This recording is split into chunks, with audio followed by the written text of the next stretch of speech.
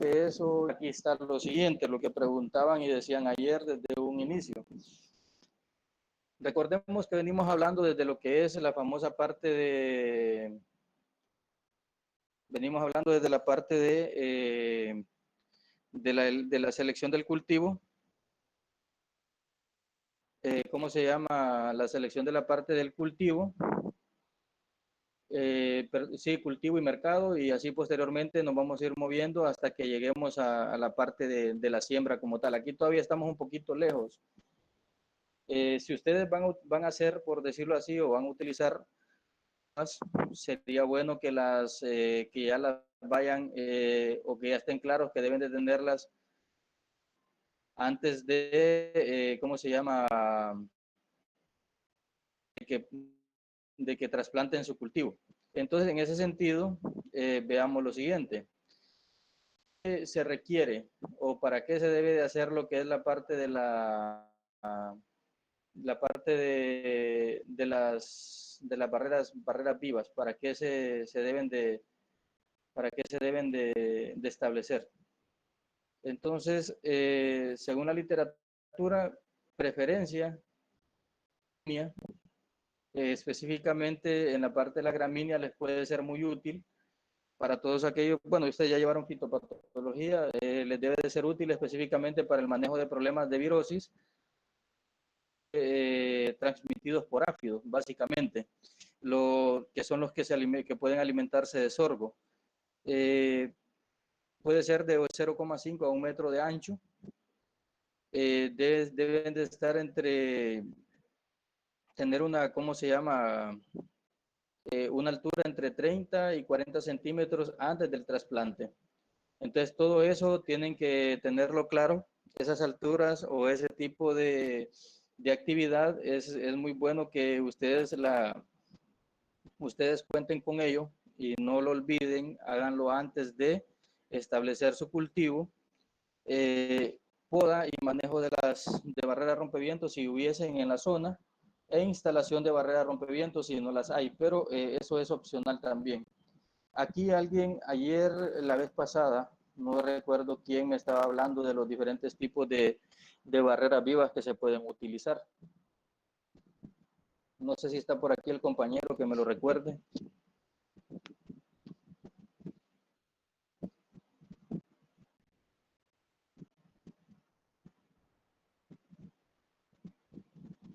¿Cuál es la pregunta, ingeniero? La vez pasada, cuando estuvimos hablando de esto, alguien, ¿cómo se llama? Me dijo específicamente de que se podían utilizar diferentes tipos de barreras vivas. No sé si lo recuerdan.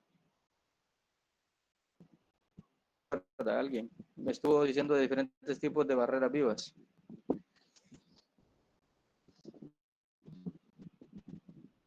Los que escuchan entrecortado siguen escuchando entrecortado. Y si es así, es generalmente el área de recepción de la señal. Solo les voy a decir una cosa que generalmente no sé si les llaman mucho, les llaman poco, pero cuando generalmente entra una llamada, casi siempre se corta la señal de internet. Que escuchemos entrecortado. Bueno, me están diciendo que era un compañero que se llama Ariel y que no está conectado ahorita. Ok, bueno. Entonces, ¿qué más? Ah, ok. Me dice que mencionó piña, sí. Ojo, pero generalmente la parte de la piña se utiliza ya más o en la parte específicamente de conservación de suelo, no tanto barreras vivas para la protección del cultivo, porque si usted estudia un poco, se va a dar cuenta que generalmente la piña, ningún tipo por decirlo así, casi ningún tipo de plaga, o sea, no tiene casi ningún tipo de plaga que sea, por decirlo así, ¿cómo le explico? Plagas. Entonces, y las plagas que tienen no están relacionadas y tampoco son plagas que ataquen al cultivo que generalmente, perdón, las plagas que atacan al cultivo no atacan a la piña. Entonces, las barreras vivas cumplen diferentes funciones.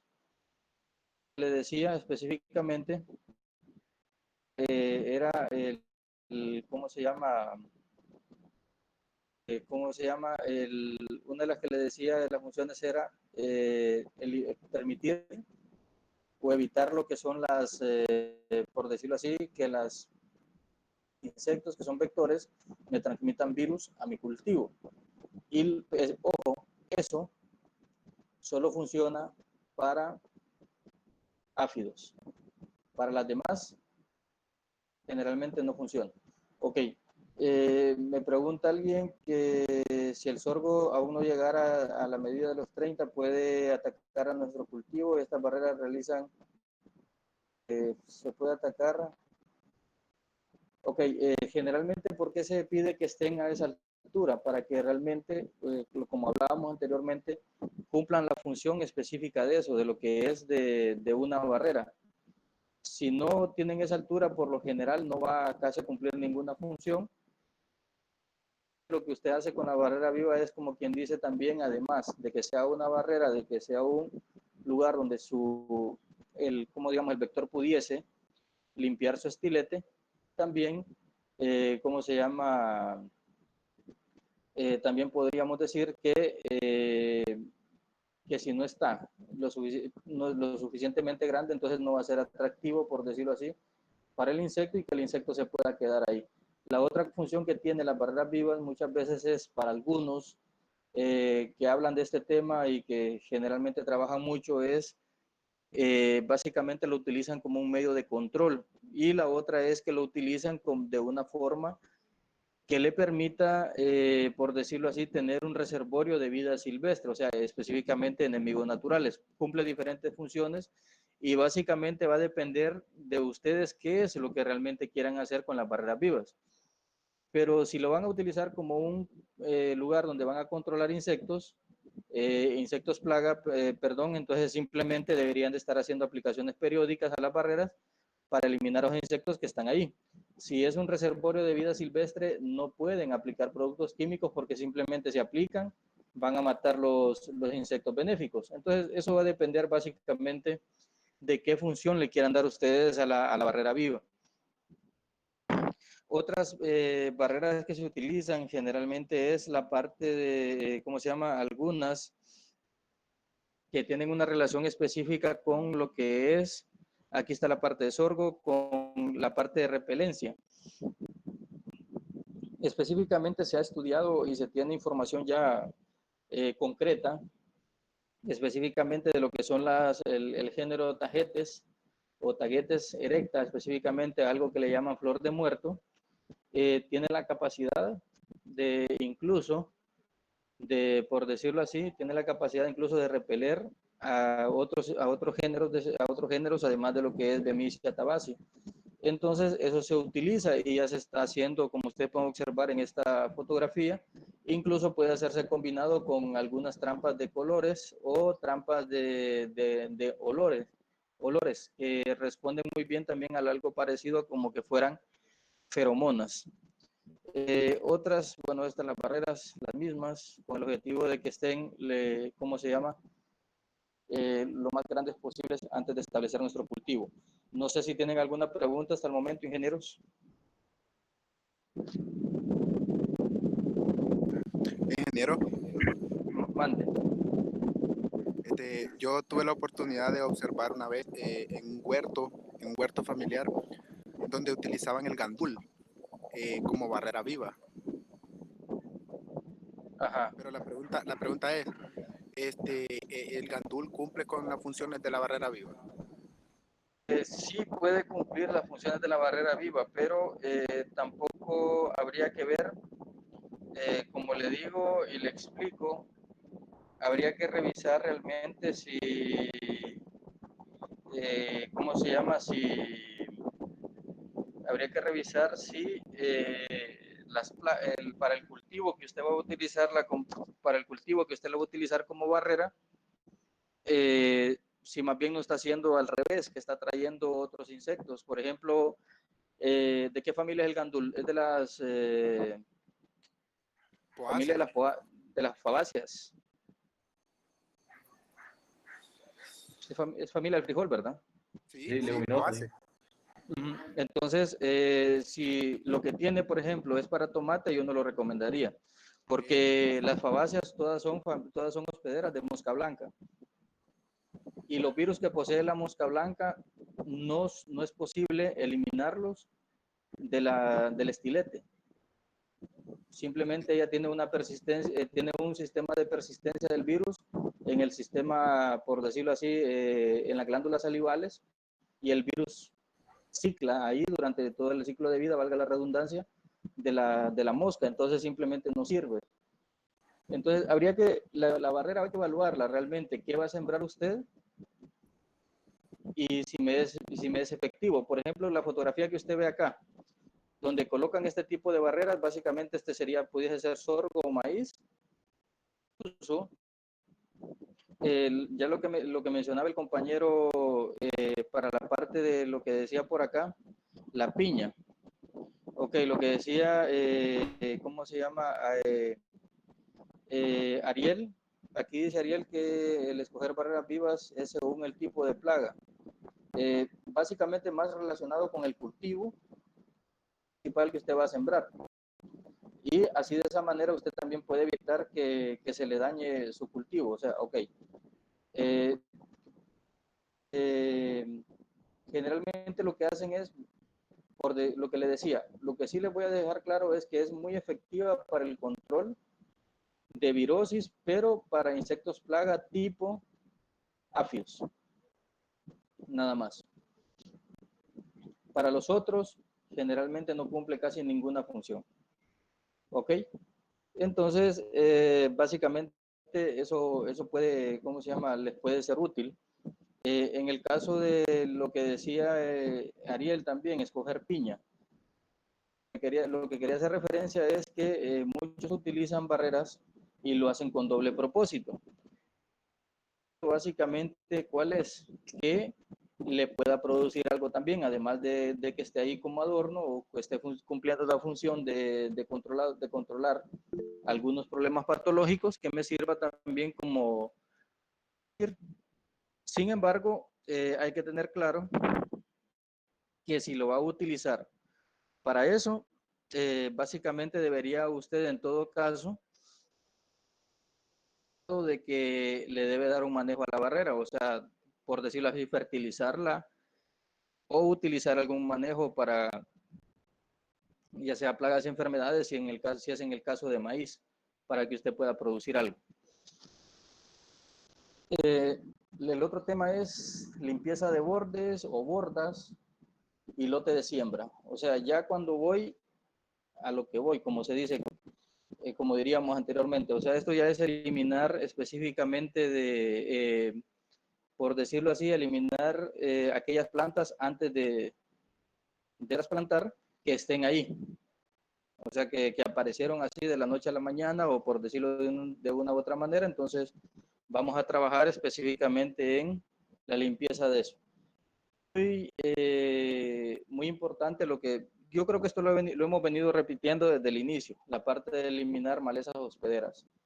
Recuerden que tanto en plagas como enfermedades, la parte de malezas hospederas es una de las cosas que más va a golpear, por decirlo así,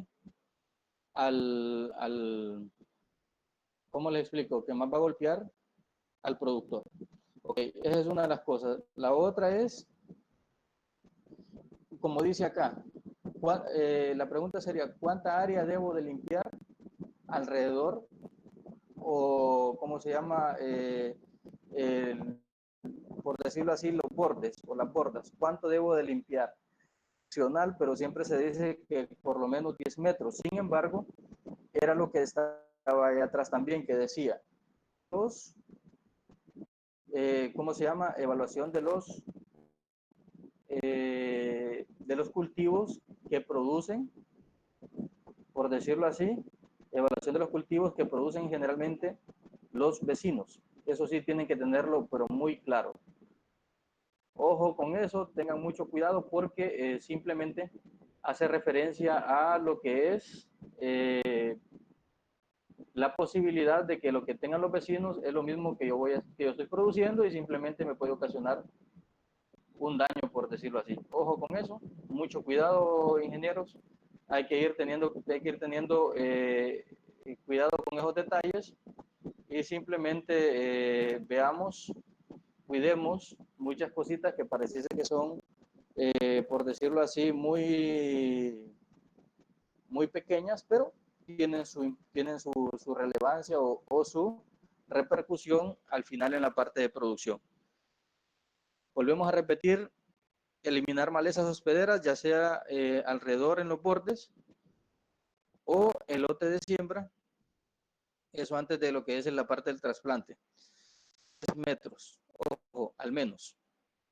Ahora, la parte de instalación de trampas amarillas, básicamente lo que dice ahí, una pregunta para todos. A su criterio, ¿dónde deben de colocarse las trampas amarillas? ¿Y para qué sirven realmente las trampas amarillas? Ingeniero, se tendrían que colocar alrededor del cultivo para Ajá. tratar de atraer las plagas hacia afuera del cultivo. Ok, a ver.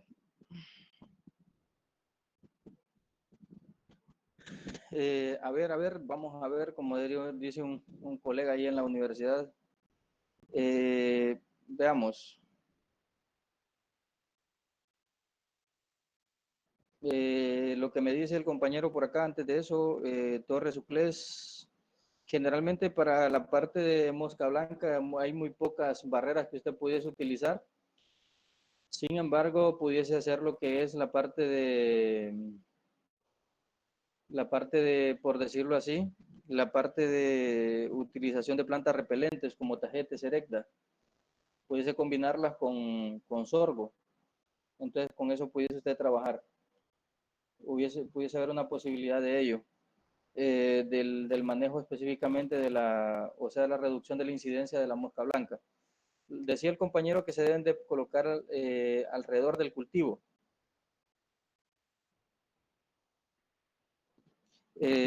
Sí, esa es una de las características que tiene que tener ¿cómo se llama? El uso de las trampas amarillas nunca se deben de colocar adentro del cultivo, ni en medio, ni en ningún otro lugar.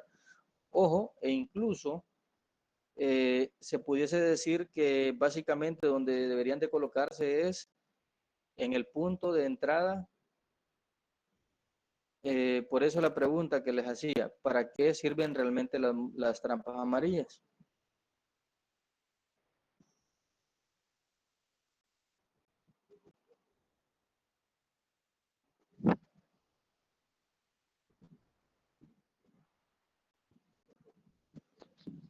Eso sería, ingeniero, porque quizás se utilizan colores que son llamativos para los insectos. Sí, es que ese es el por decirlo así, ese es el origen del por qué se iniciaron a utilizar las barreras vivas. Pero la pregunta básica aquí, Inge, para usted y para todos es, ¿cuál es el objetivo realmente de una trampa amarilla? O sea, ¿cuál es la función que realmente cumple? Ingeniero, una función que cumplen las trampas, pues una es la detención de los insectos. Nos sirven para el conteo también y el control de estas plagas aladas. Me voy a quedar con una nada más de las que dijo, el conteo. Cuando dice conteo, ¿a qué se refiere? Al monitoreo ahí.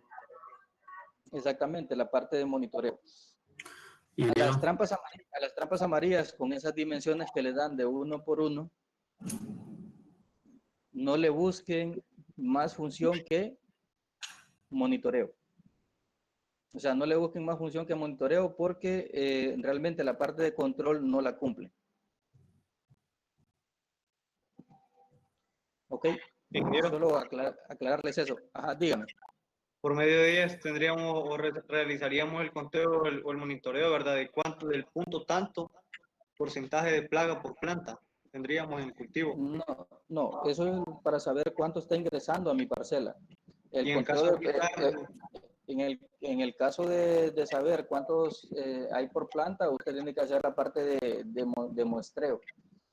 y en el caso O de sea, aplicar también las trampas azules, se pondría una de por medio. de preferencia, o se puede poner 3 seguidas. Generalmente los colores que utilizan son rojo, azul y amarillo, perdón.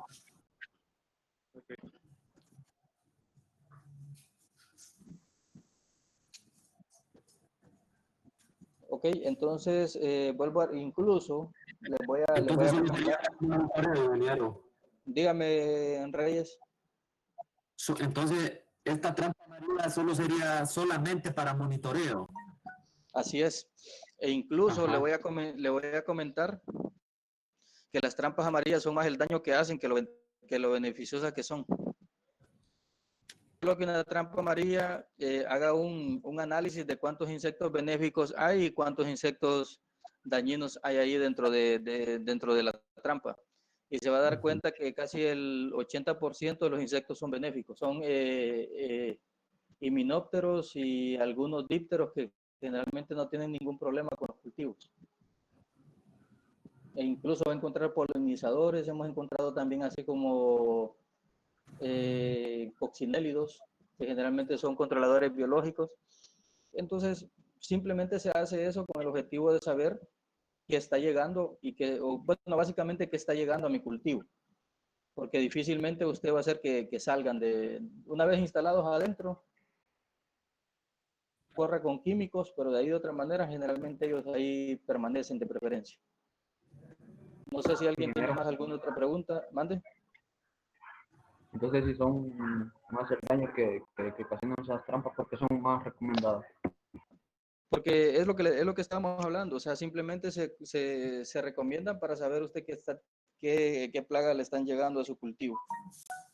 Prácticamente no es que le van a controlar, sino simplemente es para la parte de monitoreo.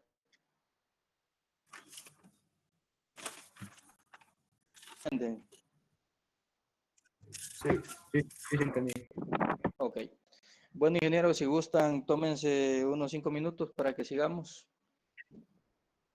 Por decirlo así, más debido a que básicamente responde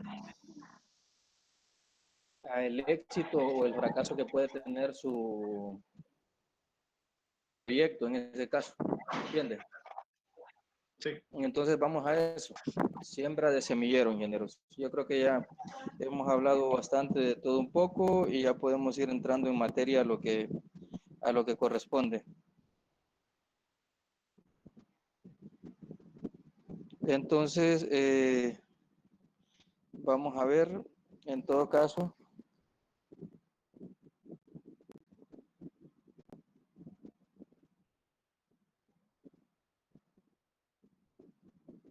ok, veamos.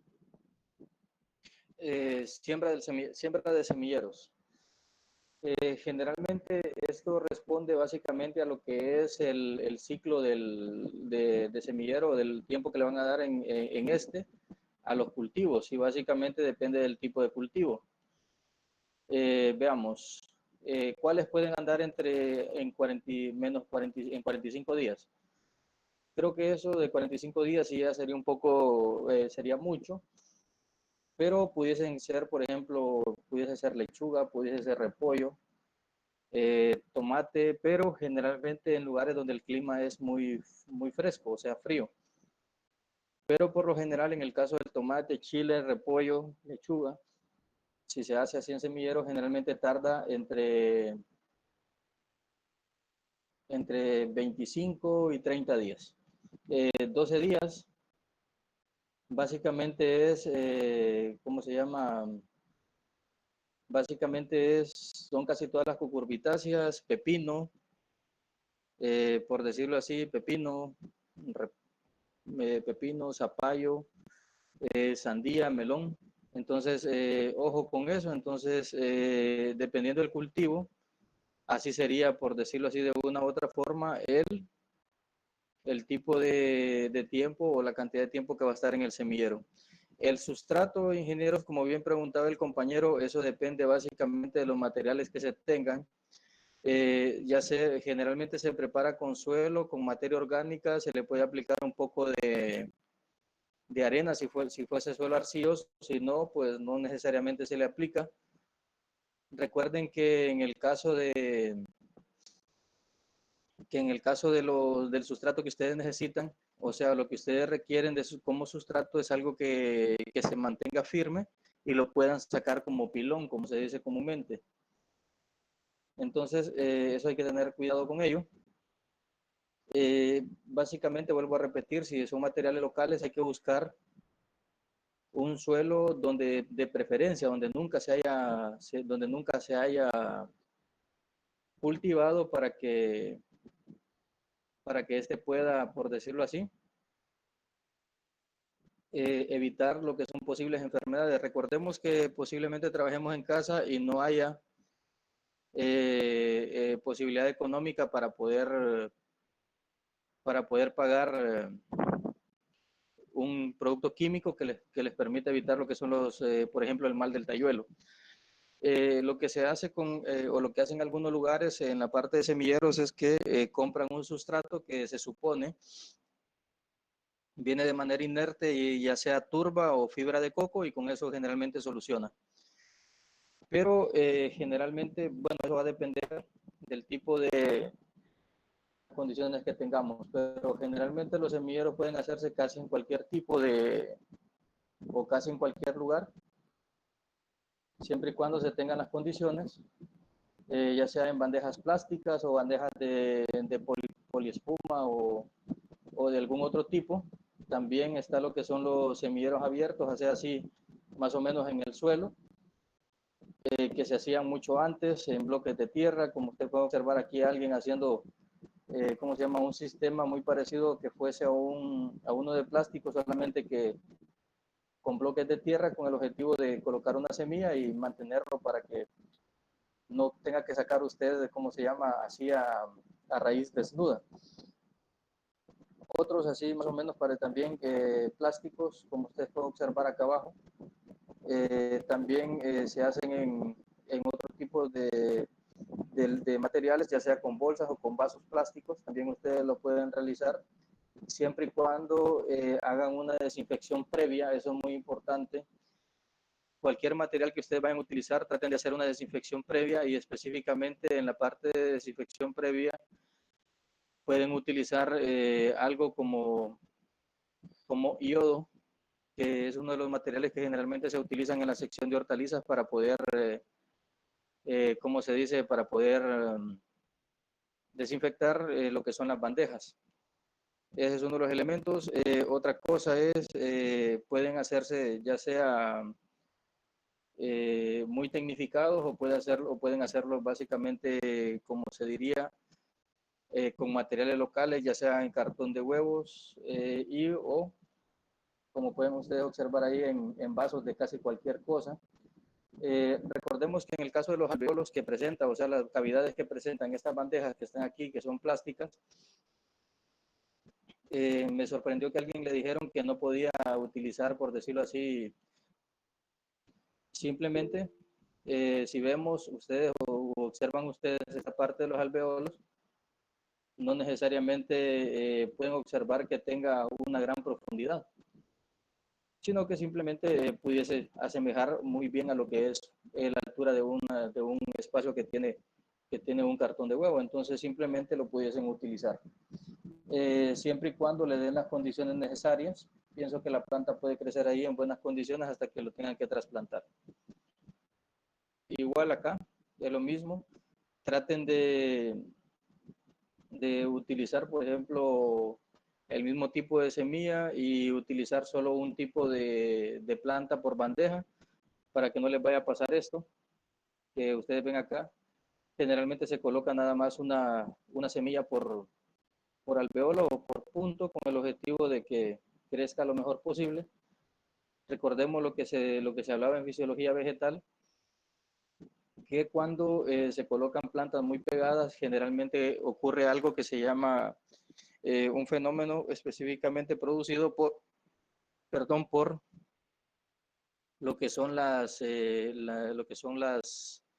giberelinas, y básicamente produce lo que es la famosa etiolación. Y las plantas se le vuelven, como se dice comúnmente en campo, patudas. No sé si han escuchado eso.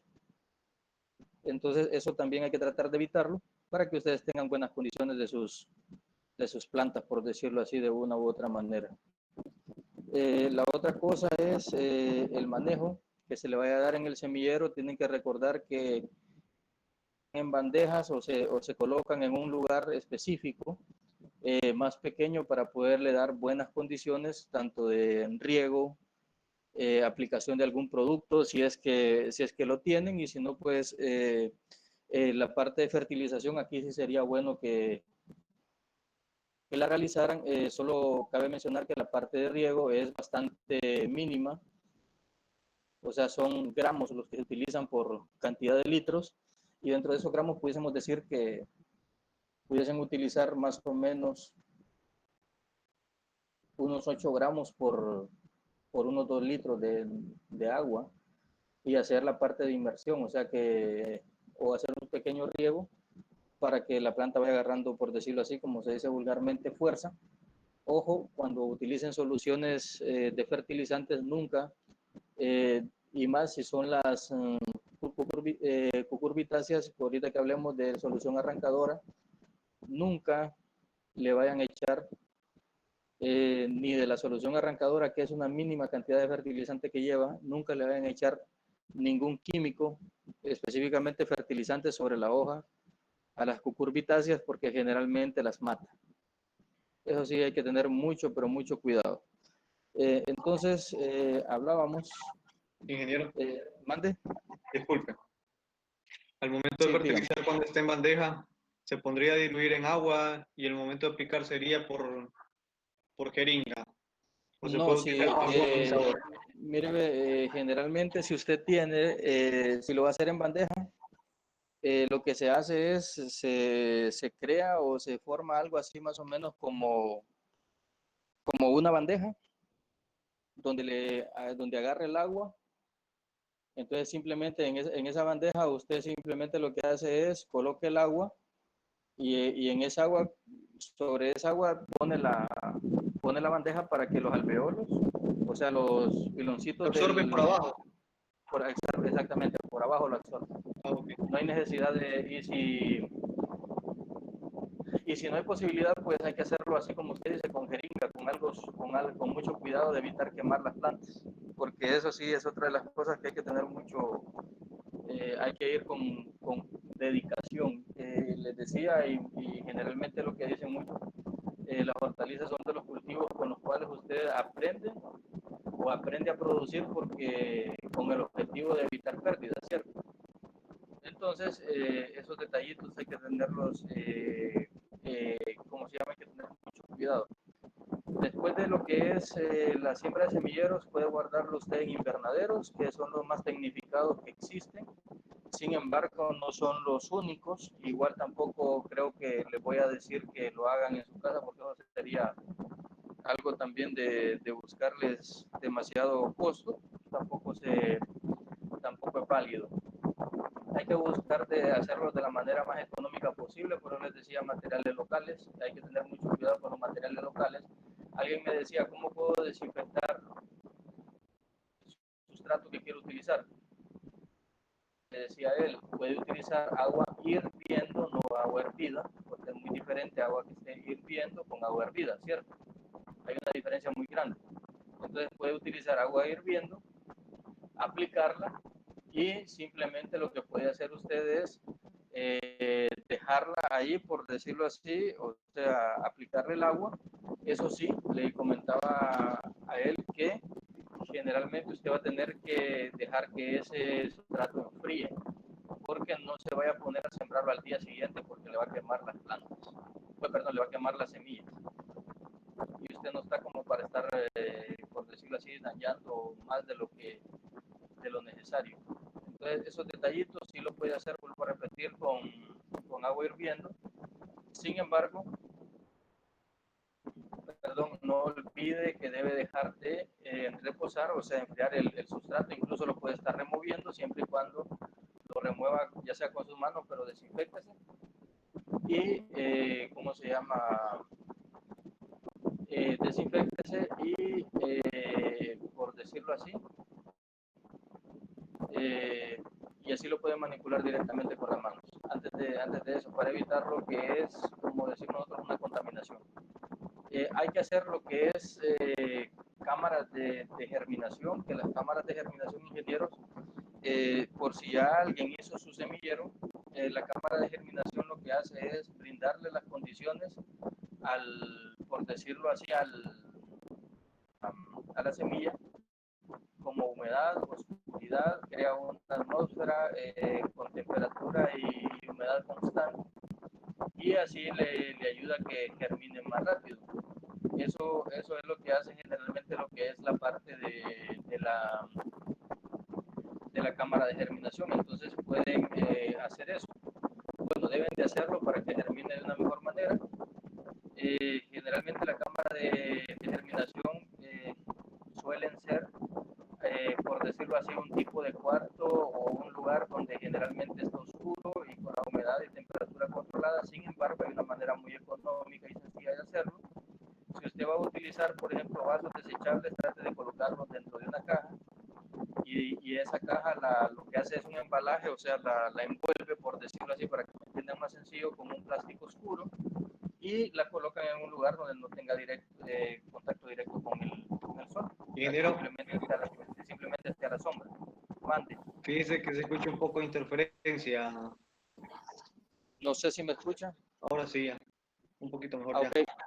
Sí, lo que le decía es que generalmente las cámaras de germinación, cuando se hacen con materiales locales, lo que se busca es que, por ejemplo, estaba dando un ejemplo de si lo va a hacer en vasos desechables, que se colocan en una caja, de que usted pueda hacer el embalaje o lo que es la hermetización, por decirlo así, si se le pudiese decir, a esos vasitos para que tengan una cámara oscura. Los sustratos, vuelvo a repetir, en el mercado venden X cantidad de tipos de sustrato. Puede ser como el que está ahí, el Pitmus, es a base de turba, o sea, de pantanos. Hay otros que son a base de fibra de coco, otros que les dicen vermiculita, entre otros. Ser locales, lo que ustedes me decían, pero si van a utilizar algo local, de preferencia de suelos donde no haya habido cultivos.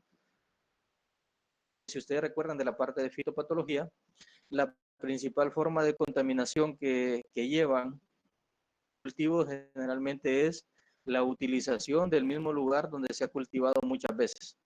Entonces, por lo general, casi siempre existen remanentes o estructuras de supervivencia de patógenos, y en el semillero usted le va a dar condiciones de mucha humedad, entonces posiblemente termine matando sus plantas. A eso hay que tener cuidado. Bandejas, una de las recomendaciones que hacen en hortalizas ahí en la universidad es que las bandejas nunca se llevan al campo. Por eso, si ustedes se fijaron, no sé si ustedes hicieron trasplante de sandía, ustedes veían que las sacaban, que las ponían en bandejas y se las llevaban. Entonces, eso sí hay que tener mucho cuidado. Manejo del agua, hay que estar, en el caso de hacer cámara húmeda, no hay necesidad de estar regando. Sin embargo, una vez germinado, hay que estar revisando que las plantas no se les vayan a deshidratar. Hay que por lo menos hacer un riego mañana y otro riego por la tarde, que generalmente es lo que se utiliza, solo como recomendación. La parte de fertilización, lo que decíamos, generalmente se utilizan gramos, o sea, son mínimos, o sea, mínimas las cantidades de fertilizantes que utilizan.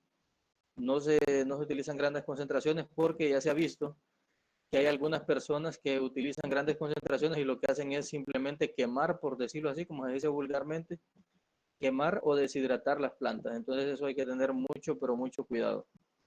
Los costos, esperemos que sean los mínimos en este caso, y cuando hablamos de esto específicamente, estamos pensando en que son con productos o materiales locales con los que ustedes van a trabajar.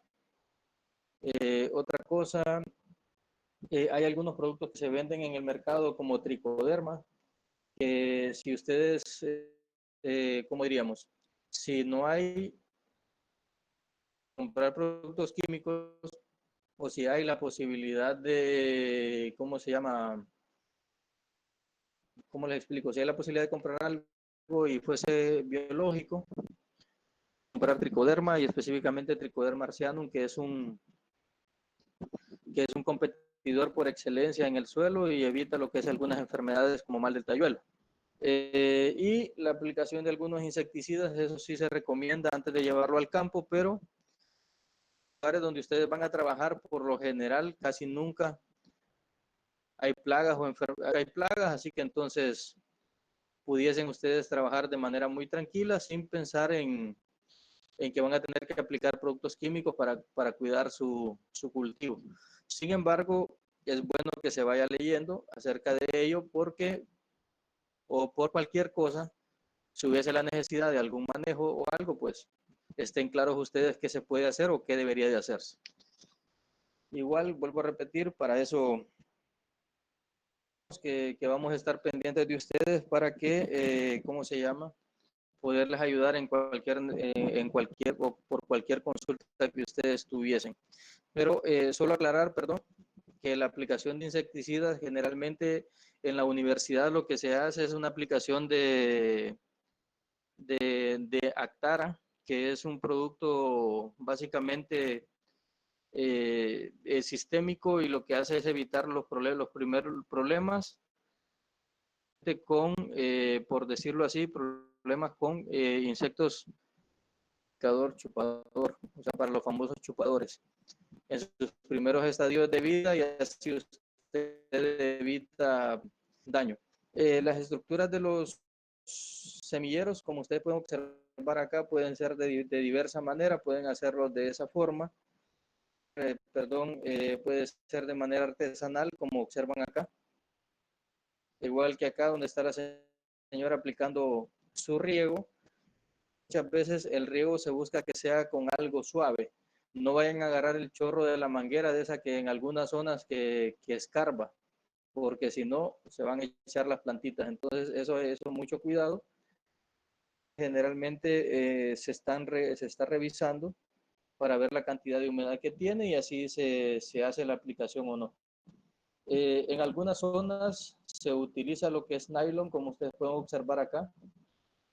Utilizan nylon, generalmente dicen nylon tipo V, o sea que tiene protección ultravioleta,